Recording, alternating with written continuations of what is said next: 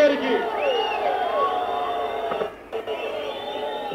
అందుకే మోడీ గారికి నేను మద్దతు తెలిపాను. ఎందుకంటే మన దేశానికి కావాల్సింది ఒక బలమైన నాయకుడు, చాలా బలమైన నాయకుడైన మోదీ గారు కావాలి, ప్రధానమంత్రిగా కావాలి.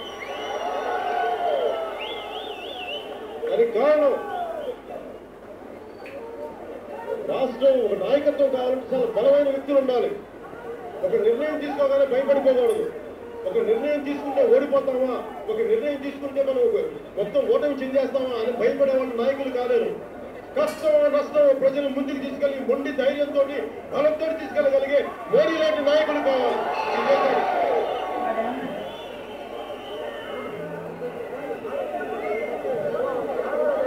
నేను మోడీ గారితో గంట సేపు మాట్లాడాను. దాదాపు గంటన్నర బాబు మేము మాట్లాడాను. నేను ఆయన ఒకటే అడిగాను, భారతీయ జనతా పార్టీ ఏంటి, ఇది అందరూ జరుగుకునేలాగా కావాలి అని చెప్తే, నేను గబ్బర్ సింగ్ అనే షూటింగ్కి నేను గుజరాత్ వెళ్ళాను.